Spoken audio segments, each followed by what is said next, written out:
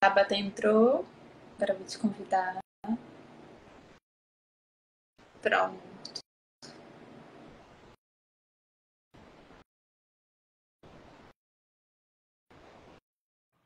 Que vai. Oi, Oi, tá me ouvindo tô certinho? te ouvindo bem. Você tá me ouvindo bem? Tô sim. Que bom. E aí, como é que tá? Muito calor? Nossa, nem me fala, né? Pra que ventilador ligado, porque sem condições. Imagina aí no Rio. Nossa, no Rio tá muito, muito quente. Porque a Bonita tava na praia. Tá, eu tenho que se refrescar, dar um gelinho antes de começar esse trabalho. Verdade. Ainda bem que tem praia perto, né, no Rio. Ai, aqui não. Sim, nossa, sim. Vou apresentar o projeto. Essa é mais uma live do Cinema em Movimento, Circuito Universitário, um projeto realizado pela MPC Filmes e patrocinado pela Petrobras, pelo governo, pelo MINC. Está sendo um projeto enorme, acontecendo nos 26 estados e no Distrito Federal. Eu sou aqui do Rio, mas tem uma galera fazendo em São Paulo, no Piauí, no Maranhão. É um projeto que sempre leva sessões de cinema para dentro das universidades ou dos espaços mesmo de adultos, né? Pré-adolescentes e adolescentes. Todos os espaços que a gente acha que deve chegar também em sessões de cinemas que pensam, né, em filmes, em temáticas que a gente precisa sempre discutir mais um pouco. A gente sempre precisa falar do racismo, a gente sempre precisa falar das pessoas pretas que estão aí trabalhando há muito tempo. A gente precisa falar das pessoas LGBTs, a gente precisa falar de todas, entre aspas, minorias, né, que precisam ter voz de alguma forma para quebrar algumas coisas que ainda acontecem até hoje. Então, o Cinema em Movimento é esse projeto que leva sempre sessões e a gente tem as lives. E hoje, quem tem essa live maravilhosa com você, Tabata, muito obrigada por estar aqui participando. Vou pedir para você se apresentar, que eu acho que ninguém melhor do que você mesma para fazer isso. E a gente segue. Ai, que bom. Agradeço por estar aqui, por ter sido convidada também para participar. É um grande projeto, admiro os projetos audiovisuais, para a gente ter essa visibilidade, né? Porque o audiovisual, por mais que ele seja uma parte relevante e dê voz para nós, que não somos minorias, mas que estamos ainda galgando, não temos tanta visibilidade. Então, ter um espaço que a gente pode debater, que a gente possa também fazer essa troca, é muito importante. Então, eu agradeço pelo convite. Eu sou a Tabata, eu trabalho como SAP 2.0 numa agência de startup, uma startup, na verdade, de entretenimento global. Sou roteirista, redatora e aspirante documentarista. Então, ver o documentário do negro mexeu muito comigo e também gostei muito da estrutura de tudo que foi falado, né, dessa abordagem dele. E eu só queria agradecer por estar aqui participando e fazer a troca com você. Sim. Gabi já fez um uhul aqui, nossa parceira de ontem. Essas Sim, considerações sobre o filme, o que, que mais te tocou, o que, que você, né, deu um. Nossa, porque ele é um filme com muitas informações, né? É um filme então, com muita eu coisa. até tenho umas anotações aqui, fiz umas anotações. Uma das partes, né, vou começar por tópicos, é a contribuição da comunidade negra. A gente vê a grande participação e o protagonismo que define e moldam o Brasil, né? Eles não retiram o preto como protagonista. Então, eu gostei porque eles conseguem amarrar isso e dando visibilidade ao negro, né? É um caminho de resistência, de culturas únicas e forças comunitárias. Não é somente um negro que foi ali e fez acontecer, eles se uniram. E é sempre aquele aquilombamento. O negro, para ter voz, ele tem que se aquilombar no outro, né? Nessa estrutura para que a gente consiga não ter, não que a gente não seja eficiente sozinhos, mas a eficiência mesmo, a coletividade, ela sempre vai reverberar mais. E sempre o coletivo, né? O coletivo que faz acontecer. Até nos dias de hoje. A Avenida Paulista se enche de nós para fazer acontecer. Então, a contribuição da comunidade negra foi um dos pontos que eu ressaltaria. Sim, e é essa coletividade, né, esse grupo, esse montante de pessoas que também fez eles repensarem muitas coisas, né? Esse grupo se manifestando que colocou medo, né? Esse grupo que fez repensar a capital do Brasil. Então, Sim, e forte. além de repensar, essa mesma coletividade, eles mobilizaram outros lugares. Se E também eles tiveram outros navios que apoiaram. Quando você fala, você traz o marinheiro, né? Quando você fala sobre a guerra da Chibata em 1910, você traz esse protagonista, né? Esse protagonismo deles, falando, olha, viva a liberdade e abaixem a Chibata, que o negócio vai pegar fogo, pai. Então eles tiveram a ajuda de outras pessoas, de outros navios, tanto São Paulo quanto Minas Gerais, que era forte na época, então eles trouxeram isso, né? Eles trouxeram essa união. Falou, tá bom, tá insalubre, não vou mais aceitar isso, então vou colocar a cara a tapa. Então vamos lá, vamos mandar essa carta aqui pro Hermes, né? E vamos ver o que vai dar. E deu muito certo, né? Depois de toda aquela guerra, né? Sempre tem que ter uma guerra por trás para conseguir dar voz. Então, foi uma das partes também que me tocou, porque traz esse protagonismo, traz esse, não, eu não vou mais ficar quieto enfrentando essas dificuldades sociais, econômicas. Então, a gente vê que lá atrás, as pessoas sempre tendo que colocar o seu rosto, tendo que se aquilombar, tendo essa coletividade, para que fosse ouvido. Né? E uma das partes mais que eu fiquei pensando, o porto de desembarque, que hoje a gente pensa assim, a Bahia é onde tem mais negros, mas naquela época o Rio de Janeiro era o porto de desembarque. O Cais de Valongo era onde recebia mais de 500 mil negros. Então, eles ficavam com medo da população de África. Eles tinham medo de uma cultura, eles tinham medo do dialeto, né? O termo usado, selvagem. Então, trazer esse documentário para a gente refletir é muito importante, porque dá para fazer esse conectivo entre o passado e o presente que estamos agora. Então, curti bastante. Sim, e pensar também, né, quanto tempo demorou para ser valorizado o Cais do Valongo, né? Quanto tempo demorou para ser uma região histórica, né? Porque há 20 anos atrás não era. Agora a gente tem ali, né, um sistema de transporte que passa, e aí tem um nome do ponto, né? Cais do Valongo. A gente tem agora os museus que ganharam visibilidade, que já existiam, mas ganharam visibilidade. A gente tem ali a região da Casa da Tia Seata.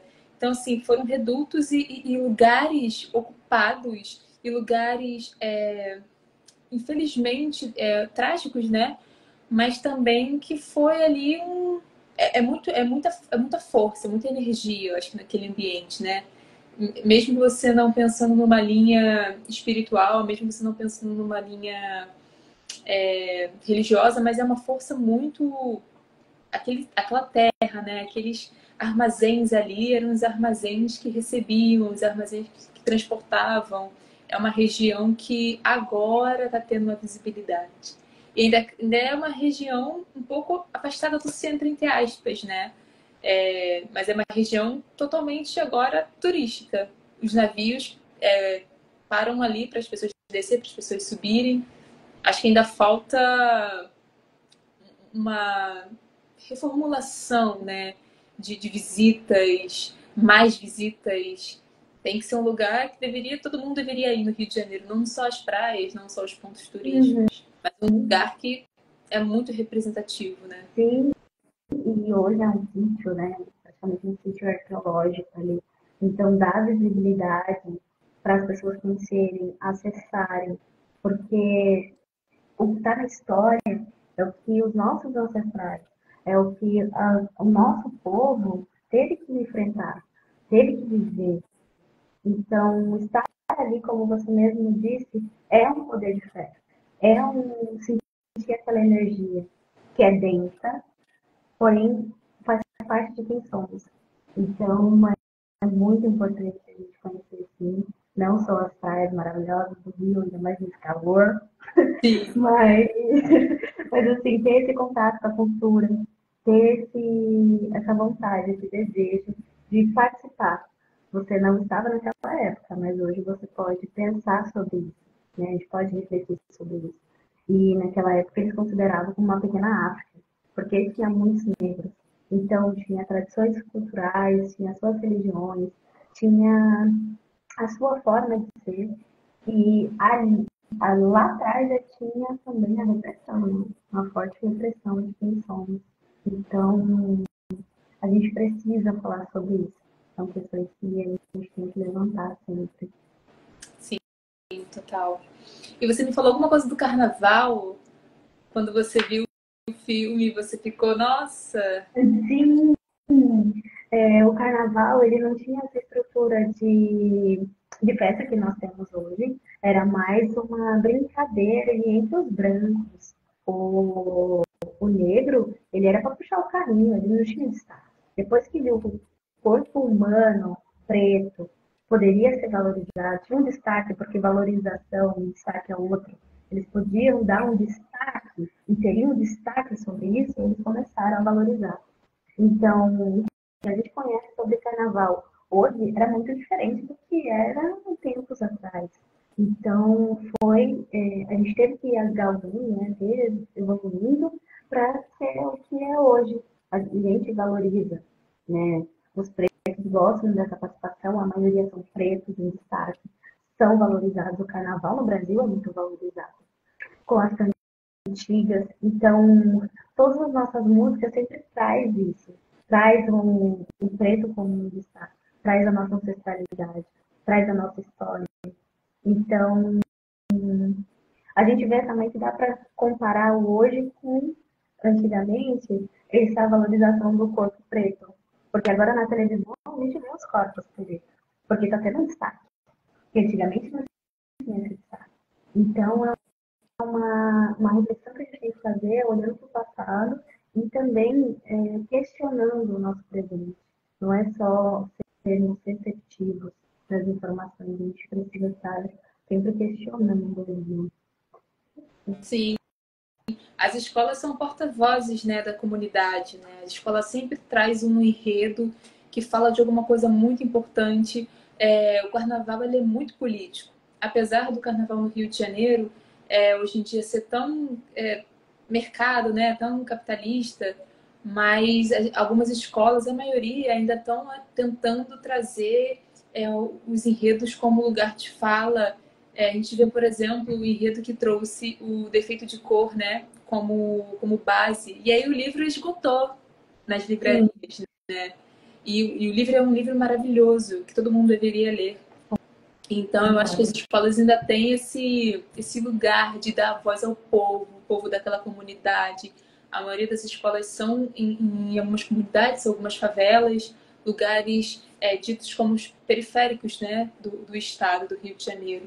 Então, é uma responsabilidade, né? A gente tem essa passagem das escolas de samba no documentário que faz muito sentido, né? Porque é o dia mais que o Rio de Janeiro mais tem visibilidade, é o carnaval, é a festa que o Rio de Janeiro comanda, mesmo tendo outros estados que fazem muito bem, muito bonito, mas todo mundo vira o foco para cá, né? Então é aproveitar essa visibilidade para falar o que precisa, o que deve.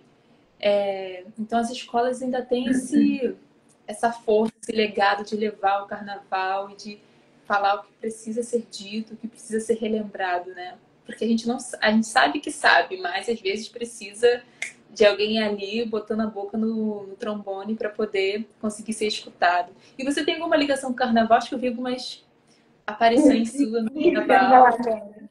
Eu desfilo pela torcida jovem, então lá dentro é muita criatividade. E o carnaval ele tem isso, né? Ele tem vários braços para fazer acontecer. não é simplesmente uma pessoa. Então, trazer isso também de coletividade, de união, é falar sobre o carnaval. E como você colocou muito bem colocado, é a questão de você trazer no enredo a sua história.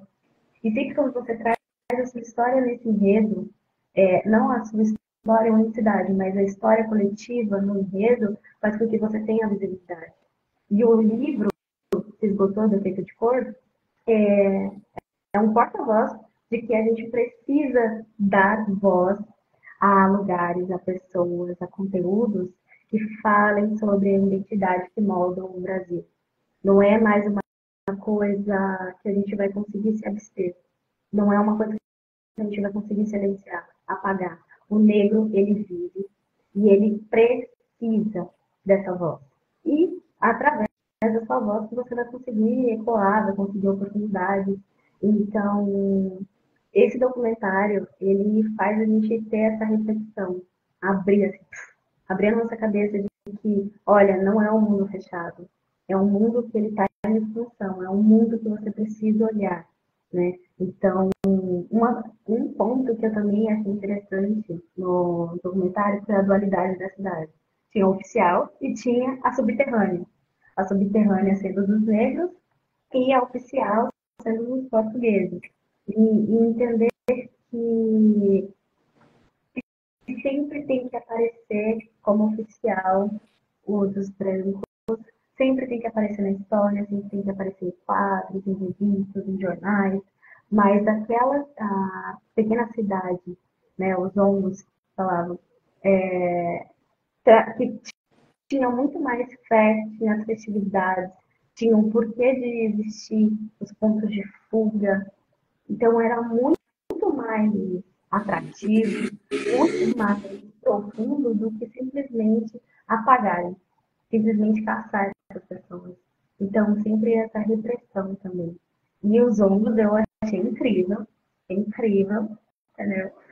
Para quem não sabe, os ombros eram as regiões assim, mais escondidas, misteriosas, que vivia a população preta, e era aquele coletivo assim, de fé, de festividades, a cultura deles.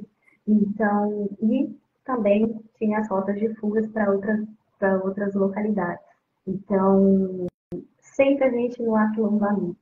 E só assim a gente consegue fugir, enfrentar e resistir. Qual lá ele traz essa palavra que resistência não, né? Não é somente resistir, porque parece que sempre o outro está te atacando, mesmo que esteja. Mas assim, a valorização da sua existência. A partir do momento que você existe, tem consciência que você existe, você começa a traçar um plano ali. Então, eu gostei bastante do Rio Negro, um documentário que ele mexe com a gente, né? Ele faz a gente questionar. Então, é muito bom. Sim. E Assistível. sim, sim, com certeza. E esses lugares são lugares que hoje em dia são super visitados, né? A Lapa é super visitada, a zona ali portuária, bem próxima à Praça Mauá, é super visitada. Agora tem dois museus. Rua do Mercado, que também é ali é a Praça 15, né? Onde saem as barcas. No Carnaval é o lugar que lota sempre, sempre tem alguma coisa acontecendo. Todos os bares, né? Todos os botecos, todos os cantos assim, os becos, sempre tá cheio de pessoas, né? E às vezes a pessoa nem sabe o que aconteceu ali, porque falta também falta também dar nome aos lugares, né? Falta ter uma placa assim, dizendo o que foi aquele lugar, o que aconteceu naquele lugar, né? Acho que falta também uma valorização desses espaços, né? A partir do turismo, né? A partir das prefeituras, enfim. Eu acho que falta dar nome mesmo, sabe? Dizer aqui aconteceu tal, tal, tal coisa. Mesmo se for uma coisa ruim, mas para as pessoas lembrarem, né, que aquele lugar ali é um lugar de resistência, de existência, de força. Uhum. É muito importante isso, porque você consegue também entender o que aconteceu e ter acesso àquilo, né?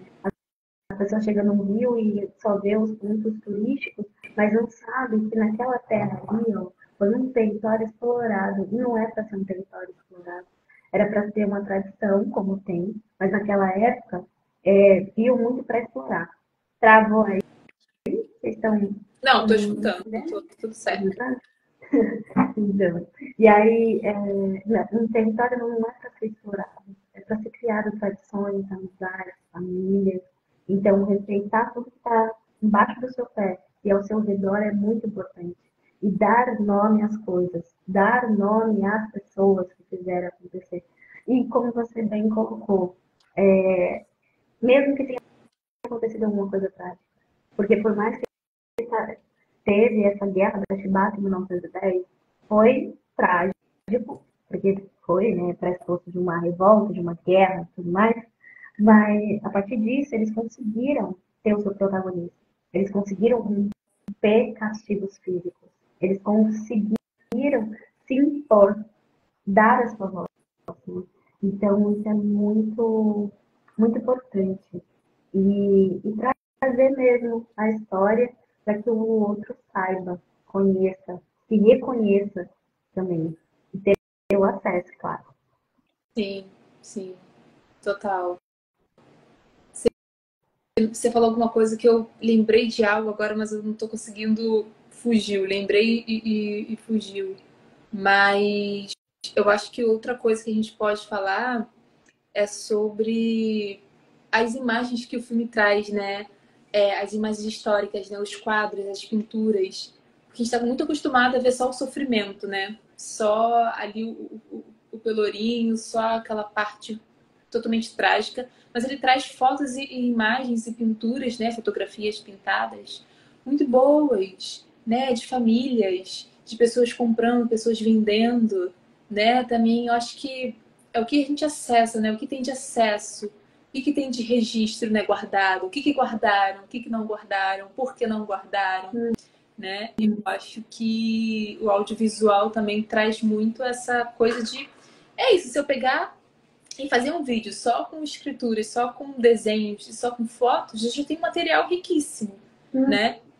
E eu tenho um material que vai durar para a vida toda. Aquele papel, aquela carta, aquele documento, ele pode ir, mas aquele vídeo salvo num pendrive, num CD ou numa nuvem, acho que é para sempre, né? É também pensar como o audiovisual, como você também é dessa área, pode ser ferramenta, assim, de imortabilidade, né? De não, nunca se acabar. Uhum. O audiovisual ele tem esse poder, né, de fazer com que você na sua casa, hoje a gente fazendo esse bate-papo aqui, e outras pessoas participando, conversando, acessando. Então, o audiovisual ele tende a quebrar as fronteiras.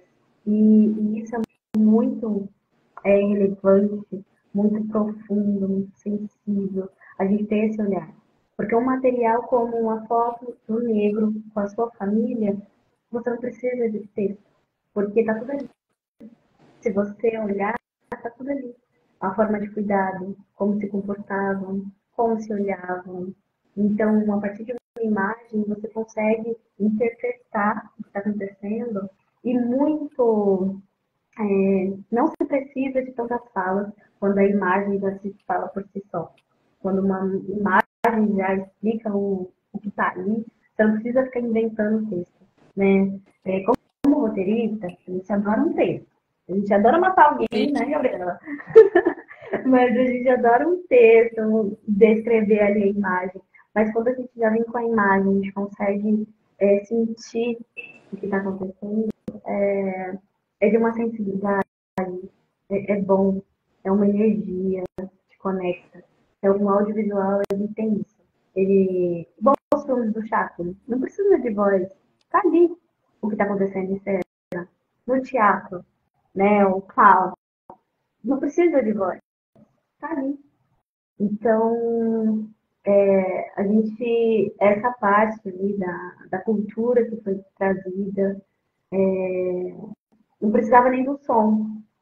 Por si só, a imagem já se fala, né? Então, é muito bacana que eles trouxeram. Teve uma parte também do documentário que o cara tava com um tambor. Então, para ver isso também pro audiovisual, dar essa relevância, essa visibilidade para os nossos instrumentos é muito importante. Então, ter esse acesso. Então, foi muito bom assistir esse documentário. Sim, sim. Tem uma cena inicial, né, de uma porta-bandeira de um marinheiro, né, dançando, e depois tem a mesma atriz falando um pouquinho sobre... Se fala de uma carta, né? Ela lê uma carta e depois eles finalizam ali refazendo a bandeira do Brasil, né, de uma outra forma. Tem essa parte toda documentária, né, de entrevistas e informações, mas também tem essas partes poéticas, né? Acho que os diretores acertaram muito nas escolhas, assim, e um pouquinho de cada coisa, e coisas que a gente às vezes esquece, assim, passa um pouco despercebido. Para não ficar cansativo, maçante. Não é só a pessoa falando, por mais que seja interessante, é bom ter essa imagem, porque aí vai contrastando e a gente vai conseguir entrando na história, né? Não só na voz, mas a gente consegue entrar na história a partir da imagem. E sim, elas costurando da bandeira, então tem todo esse olhar mesmo poético, né? Essa entrega. Quando Sim. você fala também do carnaval que eles abordam, como são vários braços, aquelas mulheres já estão prontas para fazer e acontecer, porque não o destaque, não é só a porta-bandeira, mas para a porta-bandeira existir ali no carnaval, tiveram muita gente ali que backstage que tiveram que fazer tudo aquilo. Então, valorizar todas as equipes, os polos que se uniram para fazer o carnaval. Então, trazer isso é muito legal. Eu gostei bastante que ele uniu isso. Sim. E é isso, né? O carnaval, você falando agora, eu fiquei pensando, né? Ele nunca para, né? Passou fevereiro, passou março, as pessoas já estão trabalhando, já estão fazendo as fantasias, já estão vendo o que serviu, o que não serviu, o que vai ser reutilizado, o que não vai. E as escolas de samba que promovem, né? As festas, que promovem as feijoadas, os almoços, né? Que promovem trabalho para dentro das próprias comunidades, né? Eu fiz teatro do lado da Mangueira. E a Mangueira é uma referência de escola de samba aqui no Rio de Janeiro, né? E aí a Mangueira sempre dava cursos de ateliê, curso de costura, curso de maquiagem artística. E a escola de teatro que eu estudava recebia muita coisa, muito figurino, muito adereço que eles já não iriam usar mais, mas que pra gente a gente transformava em alguma coisa. A escola tinha uma ala só de adereços e uma ala só de material cenográfico. E era muito legal que a gente via assim muita coisa. Sempre tudo muito verde e rosa, né? Pelas cores da Mangueira. Mas era muito material. Então, assim, eu acho que as escolas de samba e também as tradições populares sempre tá numa movimentação, né? Não é só um produto artístico que está ali, mas é toda uma comunidade que pode ajudar, que pode trabalhar, que pode não só estar num dia de desfile passando em 1h15, mas que está ali trabalhando há muito tempo, né? Claro, as escolas de samba recebem pessoas de fora da comunidade, pessoas que têm destaque também, pessoas que ajudam na visibilidade da escola de samba, né? As madrinhas de bateria, as passistas, mas também a comunidade está ali, né? Fazendo junto, né? A favela está ali fazendo junto. Isso não dá para tirar, né? Acho que tem que ser assim. Não tem como tirar, porque a favela como potência e existência, fazer parte do carnaval é muito dizer sobre nós. Então não tem como você tirar a favela. Por mais que venham outras pessoas, mas a favela em peso está fazendo acontecer e vibra. Porque uma coisa que a gente sabe fazer é vibrar. O brasileiro sabe. O brasileiro, ele sabe.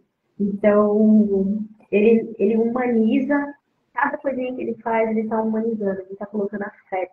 Então, o carnaval, ele traz isso, né? Ele traz um afeto, ele traz uma festa, mas ele também traz uma existência, um porquê de estar ali. Cada fantasia tem um porquê, cada pessoa tem um porquê.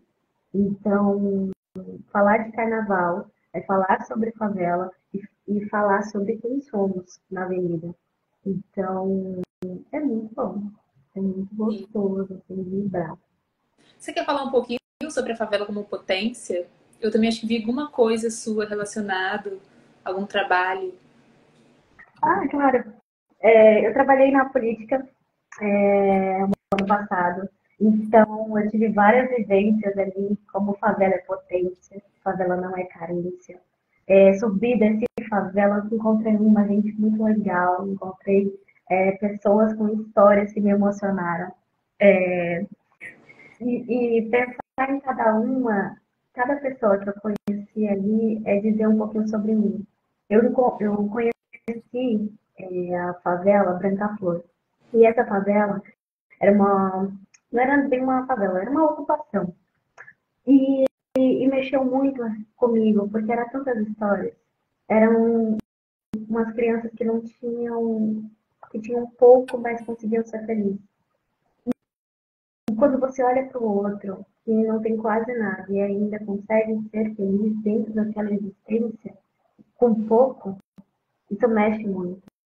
Então, a favela, a ocupação, seja, ela tem voz. A gente precisa dar voz a essas pessoas. Quantas histórias a gente caminha e a gente encontra pessoas que têm histórias tão parecidas com nós, né? Com a nossa história. E, e estar na política e caminhar com aquelas pessoas, entender as dinâmicas. Então, é entender que a favela não é carência. A favela, ela domina as urnas. A favela, quando se coloca disposta a ir atrás dos seus objetivos, ela consegue, porque não existe esse negócio de meritocracia. Não tem como você colocar a existência de meritocracia no Brasil, onde a favela tem que constantemente ficar lutando e tendo diversas outras questões que atravessam a comunidade, e você simplesmente dizer que a pessoa não conseguiu entrar na universidade pública porque ela não se esforçou bastante. Sim. Né? E o background dela é totalmente diferente. Né? A existência dela dentro de uma favela é totalmente uma pessoa que mora num bairro nobre. Então, a gente entender também que não pode chamar a favela de carência. Sim, temos limitações. Sim, precisamos de oportunidades. Mas colocar isso como se a gente fosse carente é de reduzir, minimizar o que a gente faz. Então, é potência, então já levamos aqui. mas a gente é potência, dar voz. Se a gente, com uma oportunidade, a gente consegue fazer o nosso sucesso e levar outras pessoas. Então, trazer isso para mim é muito importante. No meu perfil, eu tento trazer assim, um pouquinho de mim, um pouquinho sobre isso, mas eu acredito que eu deva trazer mais sobre isso. Né? Sim, sim. Que isso, né? É dar os direitos básicos, né? Que é dar políticas públicas, né? Garantir que as pessoas possam sair de casa, garantir que não vai ter uma operação num horário que as crianças estão saindo da escola, né? Garantir que não seria necessário uma escola ter no seu teto uma placa não atire, aqui é a escola, como a gente já teve no Rio. É garantir luz, é garantir água, né? É garantir que o mínimo para se viver. O básico é simplesmente isso. Você precisa do básico, que é muito, né, para as pessoas, assim, mas é garantir o básico para que você consiga dar conta. Como que você, no Rio de Janeiro, em Duque de Caxias, ou no Belfort Roxo, que a partir das 16 horas não tem mais metrô, como que você faz? Você tem que se reinventar.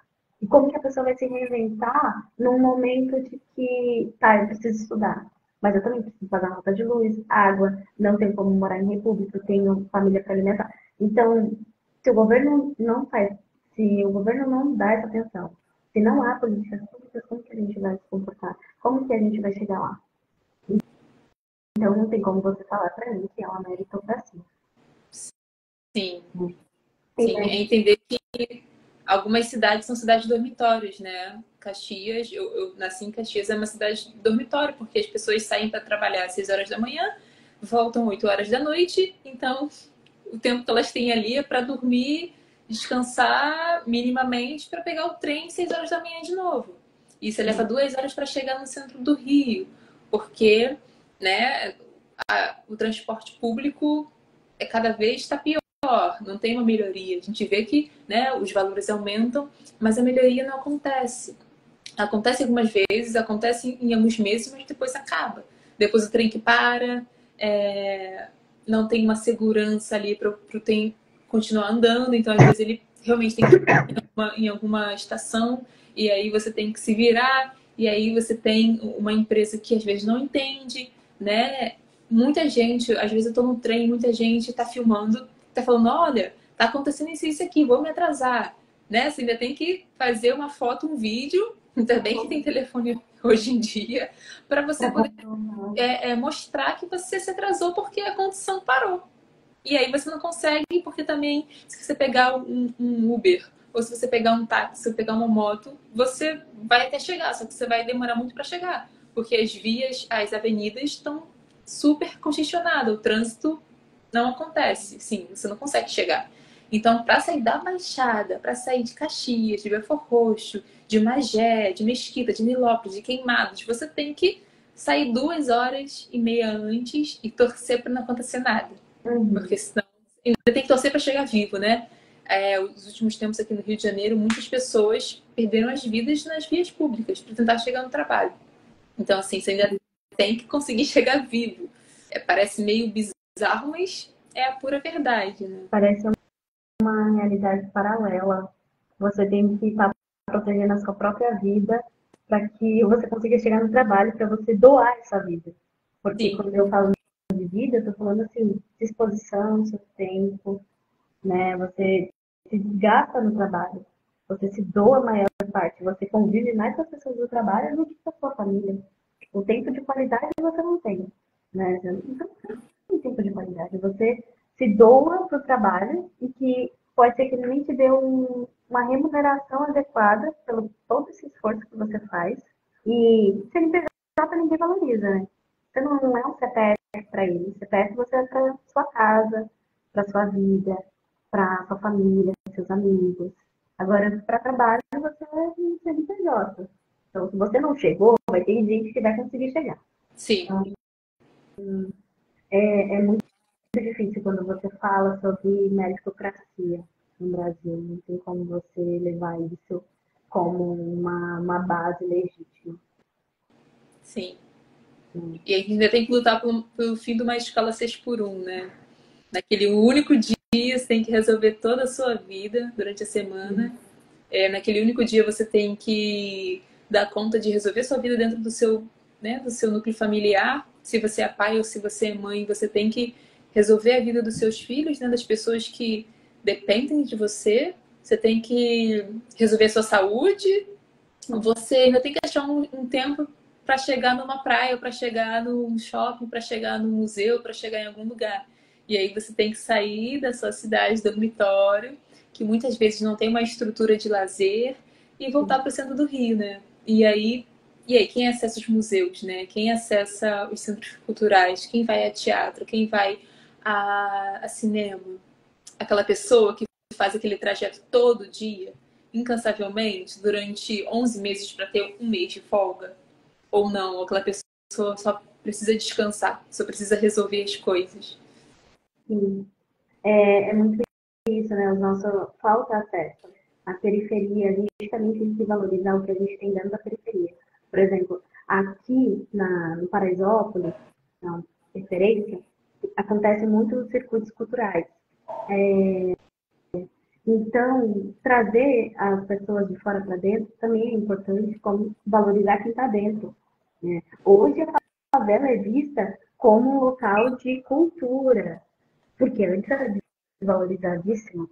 Não que hoje esteja, nossa, muito valorizada, mas ainda assim tem essa valorização.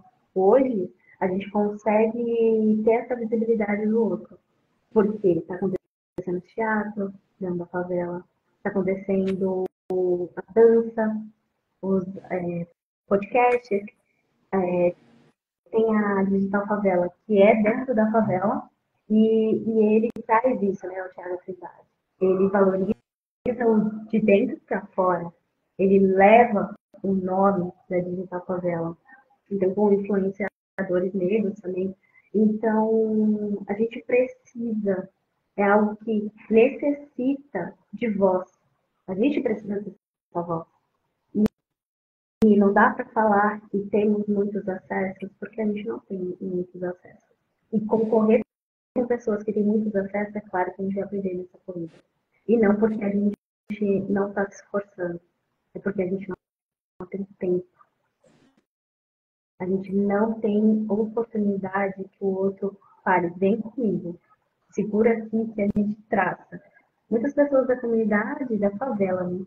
Comunidade não, vamos lidar com favela, porque favela é o que é e sempre foi, né? Então, as pessoas da favela, elas não têm, muitas vezes, um direcionamento. E como é importante a gente ter esse direcionamento. Como é importante a gente ter uma visibilidade, ter esse caminho. Só um caminho. Dá um caminho para a pessoa da favela, você vai ver ela caminhando. Então, quando trazer esse acesso para dentro também é tão importante quanto a gente sair de onde a gente está para conhecer o do outro, sabe? Então, deixar de nos silenciar também. É Sim, uma questão muito importante para a gente falar. sim. É construir centros culturais, né, para as visitas dos turistas, né, que muitos vão no Dona Marta para ver a estátua do Michael Jackson, muitos vão em outro lugar para ver, para passear, só para andar pelas vielas, pelos becos. Mas olha só, vocês vão visitar, parem aqui que a gente tem um espetáculo para apresentar, ou parem aqui que a gente tem um grupo de dança, de balé, ou de hip hop, ou de funk, que a gente também pode colocar no roteiro de vocês. Porque é isso, né? Eles só vão lá, circulam, circulam, circulam, descem, né? Mas e aí? Eu fico sempre assim pensando nessas visitas, né? É ótimo, as pessoas que são da comunidade, que trabalham com isso, ganham dinheiro, voltam um pouco para a comunidade, mas também poderia ser mais cultural, né? No sentido, sim, a gente faz esse passeio turístico, mas vocês têm que parar aqui uma horinha para assistir um produto cultural da favela, né? Um produto cultural das pessoas que moram aqui. Não só ver a arquitetura, né? Não só ver as casas, só não ver o que é material, né? O que é palpável, mas também ver a arte das pessoas, né? Que a gente sabe que tem muito. A gente sabe quantos meninos bons de futebol saem das favelas, quantas meninas estudam em escolinhas pequenas, balé e saem para lugares incríveis, né? Sai para o exterior, sai para lugares que elas vão ter uma carreira, né? De bailarinos. A gente sempre vê esse movimento acontecer, mas a gente não tem esse espaço dentro da favela para poder apresentar, né? Para poder mostrar, olha aqui, isso aqui acontece aqui. Não é só lá na avenida principal, não é só o Copacabana Palace, é aqui em cima também, no morro. Então acho que falta esse investimento, assim, essa essa política pública para acontecer dentro também. E também conhecerem, né, essas políticas públicas. Conhecer como que você consegue criar um projeto, como você consegue inscrever o seu projeto em determinados editais. Muita gente não tem esse conhecimento. Eu tenho uma ideia boa dentro da minha cabeça, não vai estourar para fora. Se você não souber quais caminhos tem que caminhar. Então, também ter esse olhar de que, tá, você tem uma ideia e eu tenho outra ideia, a gente vai se unir, vai conseguir trilhar juntas, né, para chegar a esse fim de ganhar visibilidade, de ser protagonista. Porque a favela, ela tende a só receber. Muita gente, a gente só recebe. E as fake news existem porque as pessoas da favela só recebem, são receptoras, não são questionadoras. Né? A gente muitas vezes deixa passar. alguns, algumas informações. E não é nem porque a gente quer, é porque não se sentimos suficientes ou capazes. E aí entra em outro cenário da favela. Então a gente tem tantas máscaras, tantos cenários que a gente precisa olhar que muitas vezes a gente até se esquece de quem somos nós. De tanto que a gente questiona o, o que está fora, sabe? Sim. Então, a gente precisa se olhar e a gente precisa também buscar essa dignidade humana. A gente busca todos os dias dignidade, dignidade, dignidade, e às vezes a gente se esquece até da gente em algum lugar. Então, unindo também, né, o documentário e a nossa vida, é só um reflexo de tudo que a gente sofreu, de tudo que a gente teve que passar. Então, a matriz africana, ela nos deu base, ancestralidade, nos deu também músicas, objetos. Então, a gente não é só um Comida. corpo, assim, não é só um corpo, a gente tem alma e a gente precisa valorizar a nossa alma. A gente não pode vender a nossa ideia para qualquer pessoa. É a nossa ideia. Então, é uma câmera na mão e uma ideia na cabeça, coloca no papel, amor, e vamos ganhar esse mundão. Então, é trazer esses questionamentos e também iniciativas educativas, iniciativas culturais, é dar essa visibilidade. Então, o documentário, ele mexe muito, ele faz a gente questionar muitas coisas, quem a gente é, quem foram esses marinheiros, e é sempre na coletividade.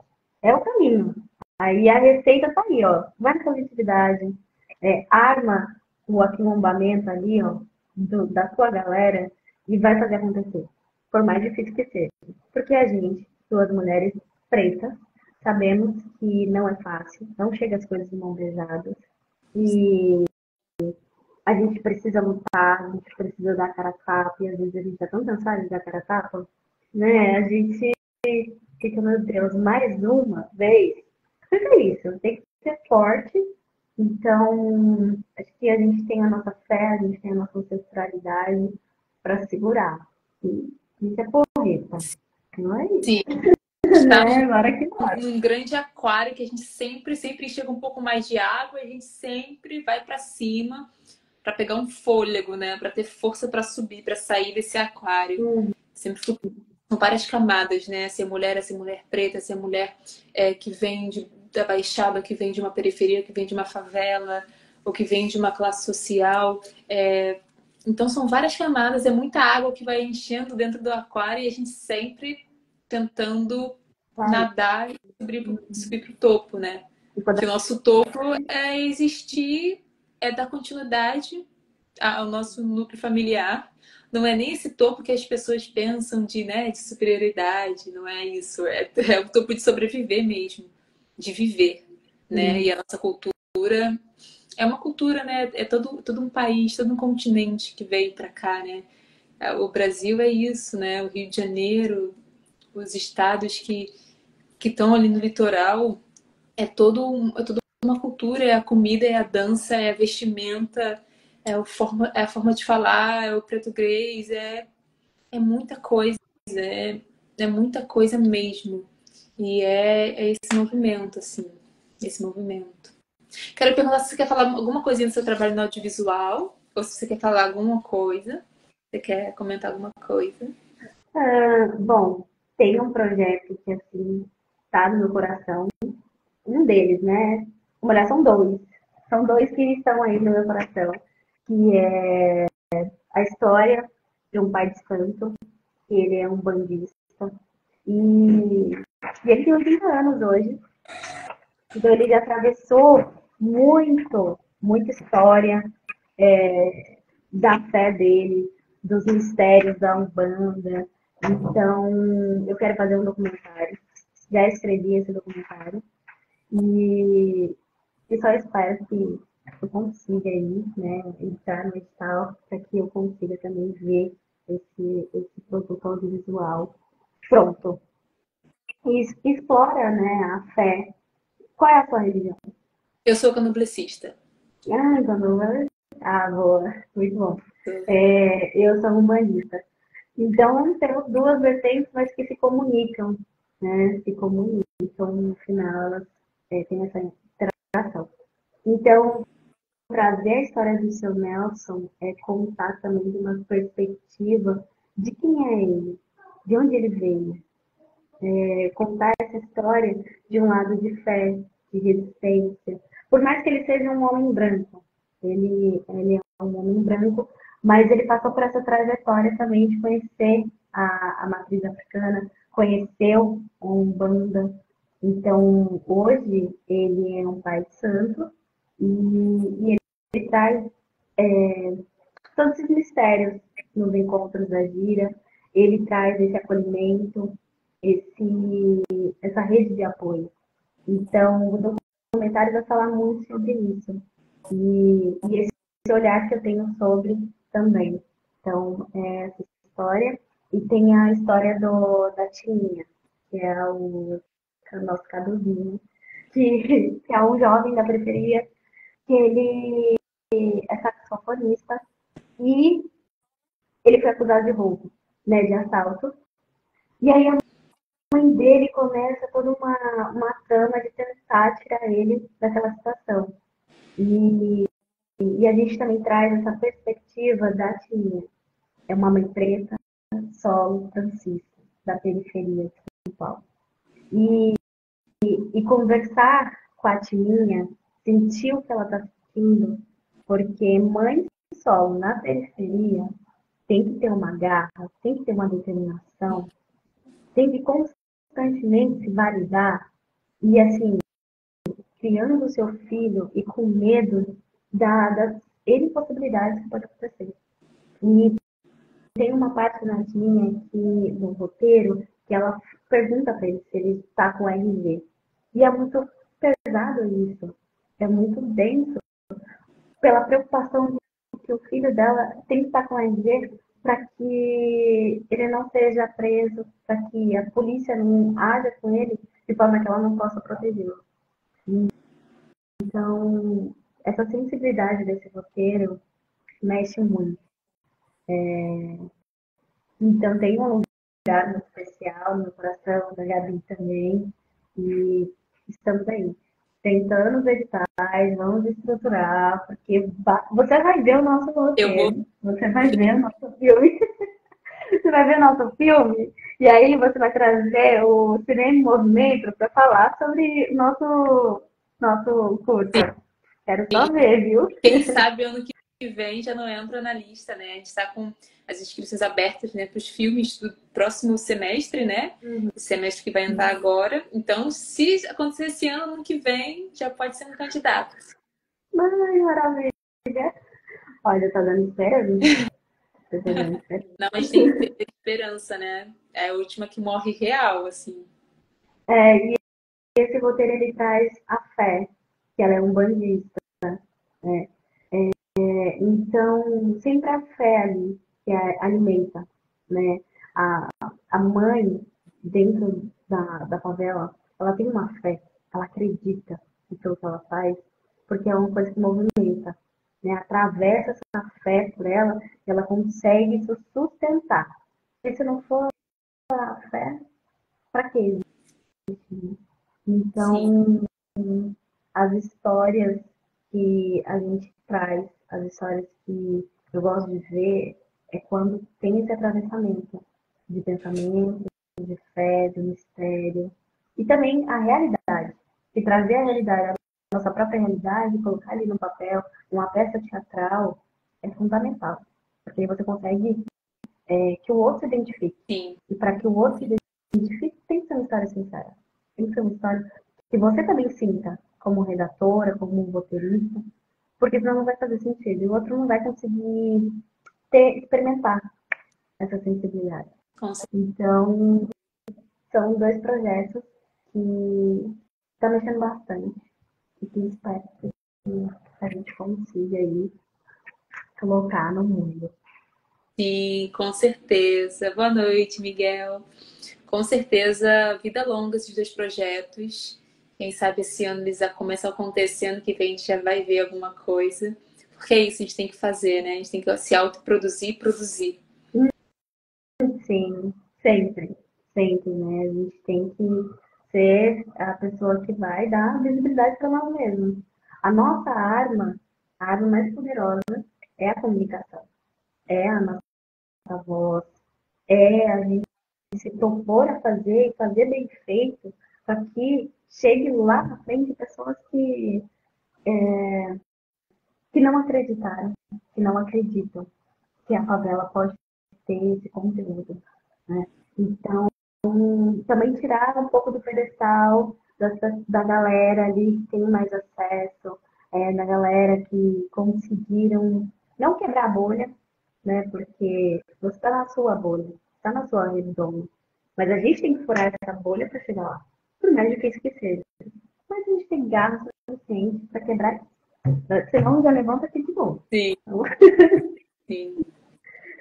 Ai, agradeço muito sua participação, tá? Acho que a gente pode ir encerrando, né? ai, queria ter falado mais. Se deixar, Foi muito bom, a Rafa. gente fica a noite toda, né? Passou É muito assunto. muito rápido. Passou. Uma hora já. Passou rápido. Mentira. Hoje eu nem tô com o relógio aqui pra saber o horário e passou muita coisa. A gente falou muito, mas para fechar tudo é dar voz. Então, somos potência, somos existência, a gente precisa disso, né? A gente não vai se apagar. Você com seu teatro, eu com audiovisual, eu com teatro, você com audiovisual, textos, colocar a nossa voz, né, ecoando por aí. Então, eu agradeço muito. Quando o assunto é bom, é assim mesmo. Real, parece uma fofoca aqui, ó, de amigas, gente. E que passa rápido mesmo. Então, muito bom, agradeço por você ter me chamado para participar. E que venham os próximos também. Sim, Curti bastante. sim. O intuito é a gente fazer essas conexões, essas parcerias, né? Usar das ferramentas, usar da internet, né, de tudo que é novo para articular, para mover, para movimentar, para chegar em outras pessoas. Porque é isso, a gente tem que usar as redes sociais e a tecnologia a nosso favor, né? Diferente aí dos últimos assuntos, dos últimos temas da semana, a gente tem que usar ao nosso favor, porque é isso. Quem fala, esses últimos temas está sendo bem preocupante. Bem preocupante, mas a gente segue firme em coletivo, que um vai segurando a mão do outro real e vai se apoiando real. E se a gente tiver que fazer as novas revoluções, elas vão acontecer. Então, muito obrigada, Tabata. Muito obrigada. O Cinema em Movimento te agradece muito pela participação. E é uma conexão aí, uma parceria com você e com a Gabi para os próximos anos. Eu que agradeço. E bora que bora. Obrigada, gente, todo mundo que participou. E vamos seguir uma semana aí com mais lives. Tchau, tchau, gente. Obrigada. Tchau.